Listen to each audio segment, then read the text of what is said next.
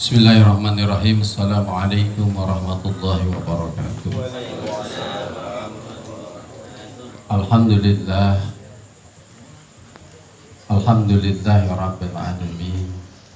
Assalatu wassalamu ala asrofil anbiya'i wal mursalin Sayyidina wa maulana Muhammadin wa ala alihi wa sahbihi ajma'in, amma ba'du.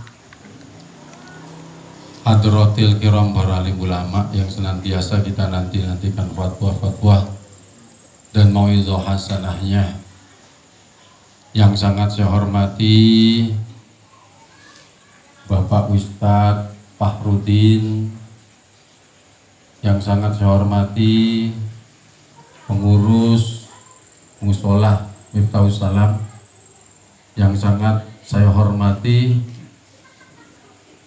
saya manggilnya Pak Jainuri ya, Pak Jainuri, Ketua RT 3.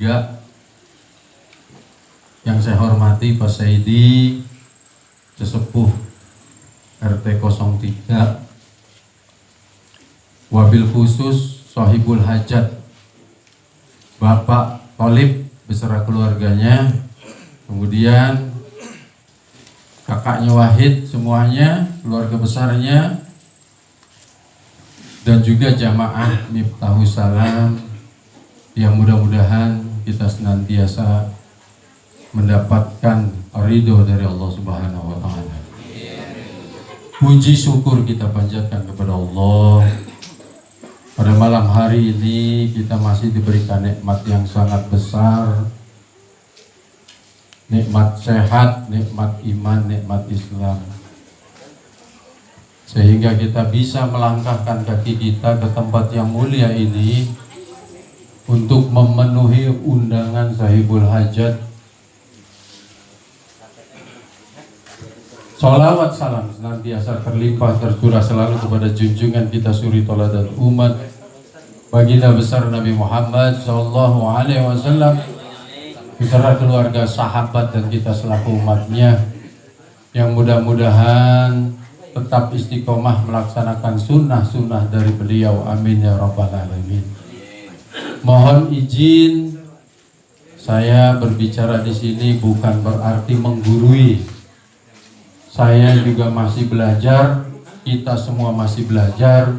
Kalau nanti ada sesuatu yang benar, itu datangnya dari Allah, yang salah dari saya sendiri. Bapak Ibu hadirin yang dimuliakan Allah Subhanahu wa Ta'ala, syariah khitan sebenarnya sudah disyariahkan kepada nabi-nabi sebelum Nabi Muhammad. Disyariahkan kepada Nabi Ibrahim alaihissalam, kemudian terus kepada nabi-nabi berikutnya, dan sampailah kepada Nabi besar Muhammad Sallallahu Alaihi Wasallam, dan sampai kepada kita semua, yang merupakan sunnah muakkad bagi setiap muslim. Di mazhab Syafi'i, khitan atau sunat kalau bahasa Indonesianya adalah wajib di mazhab Syafi'i. Bapak Ibu, insya Allah saya sampaikan tidak banyak, hanya sedikit saja. Apa itu khitan atau sunat? Sunat atau khitan itu berasal dari bahasa Arab yang artinya memotong al-qulub. Apa al-qulub? Mohon maaf, al-qulub adalah kulit yang menutupi kepala kemaluan. Mohon maaf. Di mana kulit tersebut dijelaskan di dalam fikih tempat berkumpulnya najis, tempat berkumpulnya bakteri yang air seni kita keluarkan melalui kulit tersebut terhalang. Maka sunnah muakkad yang sangat dianjurkan bagi setiap muslim untuk melakukan itu. Orang pertama yang melakukan khitan adalah Nabi Allah Ibrahim alaihissalam.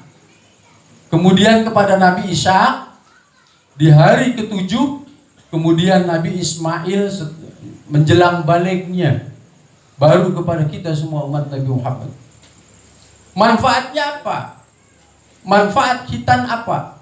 Itu tadi sudah disampaikan. Dari segi kesehatan, khitan atau kulup ini menghalangi air seni yang keluar dari tubuh kita. Jadi lambat laun bakteri-bakteri yang ada di dalam air seni tersebut menumpuk di kulup tersebut. Kemudian dipotong, dianjurkan untuk dipotong, disunat agar supaya kotoran tersebut hilang. Ini salah satunya. Kemudian di samping itu, khitan atau sunat ini menunjukkan bahwa kita adalah seorang muslim yang taat dan patuh kepada ajaran Islam, ajaran Nabi besar Muhammad SAW, dan perintah dari Allah Subhanahu wa Ta'ala. Hadirin jamaah yang dimuliakan Allah. Oleh karena itu, apabila kita diberikan amanah anak oleh Allah Subhanahu wa Ta'ala, maka hendaklah kita jaga anak tersebut. Mulai dari kecil kita masukkan, kita didik. Karena kewajiban orang tua adalah mendidik anak-anak kita itu untuk mengenal Allah. Apabila orang tua tersebut tidak mampu mendidik ajaran Islam, akidah kepada Allah, maka boleh dititipkan kepada ustaz-ustaz, pengajian-pengajian, majelis taklim dan lain sebagainya, yang tentu saja bapak ibu orang tua yang mempercayai anaknya kepada mereka. Kenapa? Karena anak ini adalah aset. Aset, Bapak Ibu. Anak ini adalah aset termahal kita. Ternyata aset termahal kita bukan mobil, bukan rumah yang besar, bukan pangkat, bukan yang lainnya, tetapi anak itu adalah aset. Maka dari itu, seorang tua yang bijak akan mencarikan tempat ini anak. Bagaimana caranya untuk mengenal Allah Subhanahu wa Ta'ala, mengenal Nabi dan Rasulnya, kemudian taruh di tempat pengajian-pengajian dan lain sebagainya. Tanamkan nilai-nilai akidah. Kenapa Bapak Ibu? Apalagi di zaman sekarang, zaman yang sangat modern, di mana anak masih balita saja sudah pinter tuh ngebuka-buka HP. Jago banget tuh, pinter. Anak balita pandai membuka HP. Kita subuh, kita tidur, begitu bangun, yang kita lihat pertama kali HP. Harusnya apa, Bi? Harusnya begitu bangun, ke kamar mandi, ngambil wudhu, sholat tahajud, tunggu kemudian subuh. Maka yang lain-lainnya itu. Gitu Bapak Ibu. Jadi kalau kita dititipkan oleh Allah Subhanahu wa Ta'ala anak, maka didiklah anak kita itu dengan baik, karena anak itu aset yang kelak anak tersebut akan mendoakan kita, yang kelak anak tersebut akan membahagiakan kita. Kalau kita salah mendidik, maka kita akan sengsara Bapak Ibu sekalian. Apalagi kalau misalkan orang tuanya sudah meninggal, seperti Wahid, orang tuanya sudah tidak ada semua, putus amalnya bapaknya, kecuali 3. Apa itu? Yang pertama, shadaqatun jariyah, sedekah jariyah. Apa itu sedekah jariyah? Sedekah jariyah adalah sedekah yang mengalir, amal yang mengalir, walaupun kita sudah berada di alam barzah. Apa contohnya? Contohnya ada pembangunan musola, ada pembangunan masjid, ada pembangunan jalanan, ada pembangunan tempat-tempat untuk masyarakat. Kita sumbang 1 sak semen, atau kita sumbang 1 paku untuk pasang pintu musola misalkan. Maka selama musola itu dipakai untuk kepentingan umat, kita akan tetap terus mendapatkan pahala Bapak Ibu, walaupun kita sudah berada di alam barzah. Padahal cuman satu paku. Makanya kalau orang yang cerdas, ada pembangunan masjid, musola, tempat sarana ibadah atau tempat kepentingan masyarakat, orang tersebut nyumbangnya bahan material. Kenapa? Kalau bahan material sudah pasti pakai.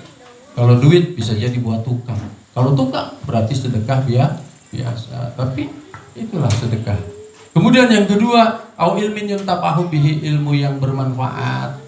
Ilmu yang bermanfaat itu enggak mesti banyak. Sedikit kalau bermanfaat, insya Allah berkah. Apa sih cirinya ilmu manfaat? Ciri ilmunya manfaat itu adalah ilmu itu bermanfaat untuk kita, untuk keluarga kita, terlebih lagi untuk masyarakat sekitar. Kayak Pak Ustadz Fahrudin, kayak Pak Acim, dan yang lainnya barangkali bisa membawa kebaikan di kampung tersebut, maka itu sudah merupakan bagian daripada ilmu yang bermanfaat. Bapak Ibu, tapi Pak Ustadz, saya ada yang minta ajarin sholat, tapi kan saya nggak bisa tuh, ajarin Fatihah misalkan. Saya nggak bisa, ada orang yang baru masuk Islam, minta diajarkan Fatihah, saya nggak mau. Gimana Ustadz? Ajarkan, kalau memang kita bisa, walaupun hanya satu ayat, hanya Fatihah saja, ajarin. Baca bismillah doang Pak Ustadz bisanya, ajarin. Bisa jadi karena bismillah tersebut kita bisa masuk ke dalam surganya Allah. Amin ya Rabbal. Maka dari itu jangan pelit-pelit sama ilmu. Yang namanya pelit itu kan gak cuma materi Bapak Ibu. Ada orang yang pelit materi, ada orang yang pelit tenaga. Orang yang pelit gimana sih Bu? Bapak Ibu, orang yang pelit itu orang yang suka ngitung-ngitung. Tuh pelit. Punya ilmu sedikit, ada yang minta ajarin. Selama bisa ajarin. Insya Allah berkah. Sampai dimanapun, sampai alam barzah dia tetap akan mendapatkan kiriman pahala walaupun dia sudah masuk ke alam barzah. Ngajarin anak kita sholat atau saudara kita sholat misalkan, kemudian bisa. Selama anak itu sholat terus, maka kita akan mendapatkan kiriman pahala walaupun sudah berada di alam barzah. Yang terakhir, saya nggak panjang-panjang. Awaladun soleh, anak yang soleh. Kalau kita sudah meninggal tuh harapannya anak yang soleh, anak yang mendoakan orang tuanya, kedua orang tuanya, ingat kepada orang tuanya. Ingatnya nggak cuman pas mau puasa, habis lebaran doang. Kadang-kala kuburan penuhnya itu kalau pas mau puasa sama lebaran. Nggak mesti harus ke kuburan. Selesai sholat maghrib, selesai sholat 5 waktu, kirimkan. Oh ya, ada bapak sudah meninggal, kirimkan Al-Hazini Al-Fatihah, niatkan, insya Allah sampai. Karena orang yang sudah ada di alam barzah, dia tidak bisa berbuat apa-apa. Hanya keluarga, hanya anaknya, harapannya satu-satunya. Kalau anaknya, mohon maaf, jauh dari agama, bagaimana nasib kedua orang tuanya? Itu saja, mohon maaf kalau ada kekurangan. Terima kasih. Wassalamualaikum warahmatullahi wabarakatuh.